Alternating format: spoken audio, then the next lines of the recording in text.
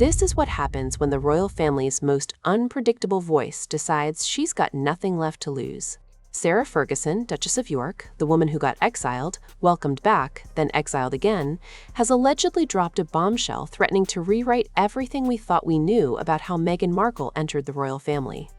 Multiple reports from sources close to the situation say Ferguson made explosive claims about Meghan's past, specifically alleging a connection to Prince Andrew's yacht circle years before she met Prince Harry, and the allegations go further, suggesting Harry may have known about this history all along.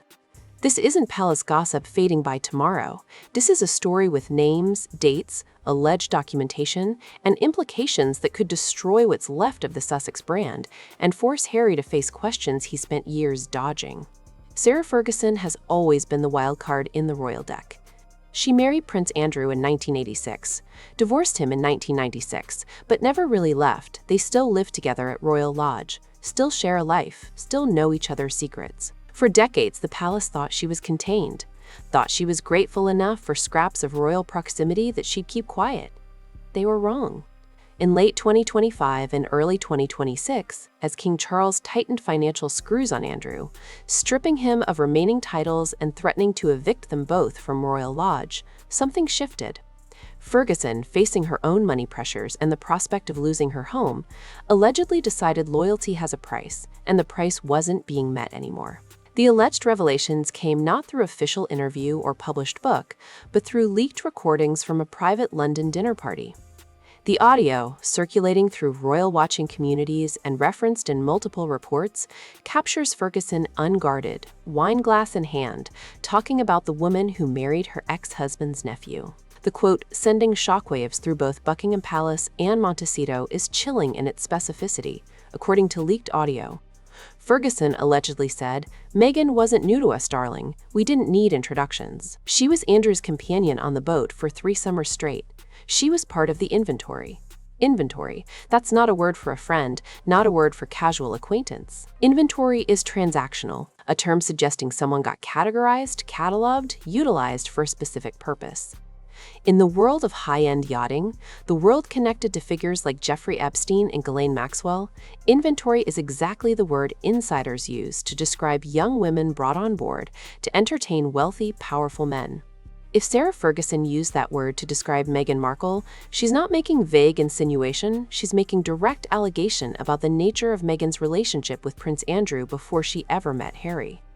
The timeline Ferguson allegedly referenced is specific 3 summers, which sources interpret as years between 2013 and 2015, and this aligns perfectly with what royal watchers call Meghan's missing years.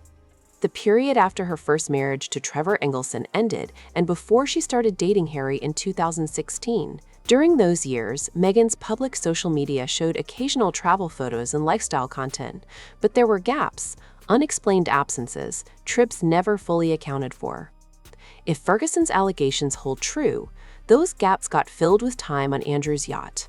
Time never disclosed, never acknowledged, certainly never mentioned when Meghan got introduced to the Queen as Harry's girlfriend. To grasp the significance of these allegations, you need to understand the world Ferguson's describing. The international yacht circuit isn't just rich people taking boats out for fun. It's a closed ecosystem where wealth, power, and access intersect in ways carefully hidden from public view. Super yachts, the kind costing tens of millions and requiring crews of 20 or more, are floating private kingdoms. Once you're 12 nautical miles offshore, you're in international waters, and laws of any particular country don't apply. What happens on these yachts stays on these yachts, protected by non-disclosure agreements, crew loyalty, and the understanding that discretion is the price of continued access. Prince Andrew was a fixture in this world for decades. His connections to Jeffrey Epstein are well documented, and Epstein's use of his own private island and yacht to facilitate illegal activities is now public record. Andrew's yacht, or yachts he accessed through wealthy friends, were reportedly sites of parties, gatherings, activities never meant to see daylight. The women attending these gatherings, according to multiple accounts from people who worked in this world, weren't there by accident. They got recruited, invited, and in some cases compensated for their presence and willingness to keep certain men entertained and happy. This is where the Soho House connection becomes relevant. Soho House is exclusive, members-only club with locations worldwide, catering to creative professionals, business elites, people who value privacy and discretion. Meghan Markle was a longtime member, and her close friendship with Marcus Anderson, the global membership director, is well documented. Anderson gets described by those who know him as a powerful connector, someone who knows everyone, can make introductions, can open doors closed to most people. Soho House isn't just a place for drinks and networking. It's where relationships form, deals get made, and according to some insiders, introductions to very wealthy and very powerful men can be facilitated for the right people. The speculation, and it's important noting this, remains speculation without hard evidence, is that Meghan's Soho House connections may have been the bridge to the yacht world. That Marcus Anderson, or others in that circle, may have made introductions leading to invitations, and those invitations led to the summer Sarah Ferguson is now allegedly talking about. If that's true, it reframes Meghan's entire narrative. She wasn't just an actress trying to make it in Hollywood. She was someone who understood how to leverage connections, how to position herself in the right rooms with the right people, how to use those positions to climb social and financial ladders most people never even see. Sarah Ferguson's alleged dinner party comments are explosive, but comments alone can get dismissed as jealousy, bitterness, or drunken rambling. What makes this situation more serious are the reports, unverified but persistent, that Ferguson has documentation backing up her claims. According to sources claiming knowledge of the situation, Ferguson allegedly referenced a guest book, security logs from Royal Lodge, even photographs placing Meghan in Andrew's circle years before she met Harry. Royal Lodge isn't just a house, it's a secure royal residence. Every visitor gets logged, every car entering the property gets recorded, every overnight guest gets documented by security for safety and protocol reasons. If Meghan Markle's name appears in those security logs between 2013 and 2016, it destroys the official story. The official story is Meghan and Harry met on a blind date in 2016, arranged by a mutual friend. Meghan said in interviews she didn't know much about the royal family, had to Google Harry, wasn't familiar with royal protocols. If she was visiting Royal Lodge, spending time with Prince Andrew, in the royal orbit years before the alleged blind date, then every part of that story is a lie. It means she knew exactly who Harry was, knew exactly what marrying into the royal family would entail, and it means the entire romance wasn't a fairy tale, it was a calculated plan. The photographs Ferguson allegedly possesses or referenced are another puzzle piece. In high society yachting world, photographs are both currency and liability. People take photos to document their access, prove they were there, show off connections. But those same photos can become evidence if wrong people see them. If Ferguson has photographs of Meghan on Andrew's yacht, or at Royal Lodge, or at events with Andrew's circle during the years in question, those photographs aren't just embarrassing, they're proof. The kind of evidence that can't get explained away with vague statements about privacy or misunderstandings. There are also reports, again unverified, of recordings, not just the dinner party audio that already leaked, but other recordings, possibly from Royal Lodge itself, possibly from conversations Ferguson had with Andrew, possibly even from the yachts themselves. Super yachts are equipped with extensive security camera systems to protect against theft and document any incidents. If those systems captured Meghan during alleged visits, and if copies of that footage got kept, either by crew members or by people like Ferguson who had access, then we're looking at video evidence that could be released anytime. This is the question cutting to the heart of everything. Did Prince Harry know about Meghan's alleged past with his uncle before he married her? There are three possibilities, and none of them are good for Harry. Possibility 1, he didn't know, was completely in the dark, fell in love with a woman he thought was a stranger to his family, and is only now learning the truth. If this is the case, Harry is a victim of deception on a scale that's almost unimaginable. He gave up his country family military titles and royal role for a woman who lied to him about the most fundamental aspects of who she was and how she came into his life. The humiliation, betrayal, realization he got played would be crushing. Possibility 2, he knew but didn't know the full extent. Maybe he knew Meghan had met Andrew at some social event, knew they'd crossed paths in the Soho House world, but didn't know about the yachts, didn't know about the nature of the relationship, didn't know she was what Ferguson allegedly called inventory. In this scenario, Harry's guilty of willful ignorance. He saw red flags, heard warnings from his family, but chose to believe Meghan's version because he wanted to believe. It wanted the fairy tale. So he ignored evidence it was anything but. Possibility 3. And this is the darkest one he knew. Everything knew about the yachts, knew about Andrew, knew the blind date story was a cover and married her anyway, either because he didn't care, thought it didn't matter, or was so desperate to escape his royal life, he'd have married anyone giving him an excuse to leave. In this scenario, Harry's not a victim. He's a co-conspirator, someone who helped craft and maintain a lie, who attacked his family for raising legitimate concerns, and who's now facing consequences of that choice. Reports suggest Prince William tried to warn Harry. Multiple sources over years said William advised his brother to slow down, take more time getting to know Meghan, do proper background checks. Harry's response, according to these same sources, was accusing William of racism, jealousy, trying to control his life. If William had information, heard rumors, or saw evidence that Meghan's past wasn't what she claimed, and if Harry dismissed those warnings, then the rift between brothers isn't just about Meghan's treatment by press or institution.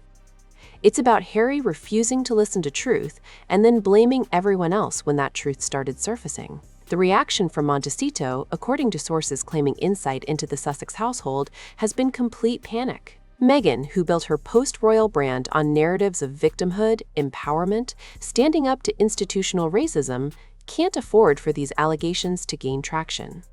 If the public starts believing she wasn't an innocent outsider mistreated by royals, but rather a calculating operator who used connections and alleged yacht activities to position herself for royal marriage, her entire brand collapses. The deals, speaking engagements, media projects, all of it is built on her being the sympathetic figure. If she becomes the villain, or even just the opportunist, the money dries up. Harry, for his part, is reportedly in shock. Sources describe him as withdrawn, not speaking to Meghan for days at a time, spending hours alone trying to process what he's hearing. If he didn't know the full truth before, he's learning it now, and the realization he may have been deceived is breaking him. If he did know, then he's facing reality that the lie is no longer sustainable, walls are closing in, and he has to decide whether to keep defending Meghan or save himself. Legal teams are reportedly in overdrive. There's talk of defamation lawsuits against Sarah Ferguson, against anyone repeating her allegations, against media outlets giving the story oxygen. But here's the problem with defamation lawsuits. They require discovery. If Meghan sues Ferguson for saying she was on Andrew's yacht, Ferguson's lawyers get to demand evidence, get to subpoena. Guest books, security logs, photographs get to depose people who were there. Get to ask Meghan under oath where she was during those missing years. If allegations are false, a lawsuit is the way to prove it. If allegations are true, a lawsuit is the fastest way to make sure evidence becomes public record. The fact no lawsuit has been filed yet, despite severity of allegations, is telling. Back in London, the palace is watching this unfold with a mixture of vindication and dread. Vindication because it confirms what many in the family allegedly suspected all along, that Meghan wasn't who she claimed to be, that concerns raised about her were legitimate, that Harry made a catastrophic mistake dismissing those concerns. Dread because this is a public relations nightmare. The optics of a duchess being accused of yacht activities with a disgraced prince connected to a convicted sex trafficker are as bad as it gets. It drags the monarchy into mud, validates every conspiracy theory about royals being corrupt and depraved, gives ammunition to Republicans wanting to abolish the institution entirely. King Charles is in an impossible position. Harry is his son, and despite everything, there's still a father's instinct to protect him. But protecting Harry means protecting Meghan, and protecting Meghan means associating the crown with these allegations. The palace strategy, according to insiders, is staying silent publicly while distancing themselves privately. They won't comment on Ferguson's allegations, won't defend Meghan, won't attack her, will simply let the story play out. Let evidence or lack of evidence speak for itself. Let Harry decide what he wants to do. If Harry chooses to stay with Meghan and fight, he does it alone. If he chooses to leave her and come home, the door's open, but it comes with conditions. Full accounting of what he knew, and when commitment to never speak publicly about family again. and a life of quiet obscurity away from spotlight. Prince William, according to sources, is less conflicted.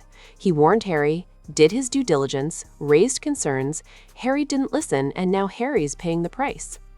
William's focus is protecting his own family, protecting the institution, making sure when dust settles the monarchy emerges intact. If that means cutting Harry and Meghan loose completely, so be it. The line of succession doesn't need them, the public doesn't want them, and the institution will survive without them. What we're witnessing is the potential unraveling of the Sussex story. The fairy tale sold to the world, the narrative of a modern prince rescuing a biracial American actress from obscurity and bringing her into the royal family, is being challenged by allegations suggesting a much darker and more calculated reality. If Sarah Ferguson's claims are true, if the evidence she allegedly possesses is real, then Meghan Markle wasn't an outsider who stumbled into the royal world. She was an insider who knew exactly what she was doing, who used connections and alleged activities on Andrew's yacht to position herself, who executed a plan that got her exactly what she wanted: royal title, global fame, and a platform to build a brand. For Harry, the implications are devastating. Either he got deceived on a scale that's almost unimaginable, or he was complicit in a deception he's now being forced to confront. Either way, the life he built with Meghan, the choices he made to leave his family and country, are now being questioned in ways he can't ignore. The palace is watching, the public is watching, and Sarah Ferguson, the woman who is supposed to stay quiet, has allegedly decided she's got nothing left to lose and everything to gain by telling the truth. Or at least her version of it. The next few weeks and months will determine how this story ends. Will Meghan sue and risk discovery? Will Harry break his silence and defend her? Or will he finally admit the warnings were real? Will the palace intervene, or will they let the Sussexes sink or swim on their own?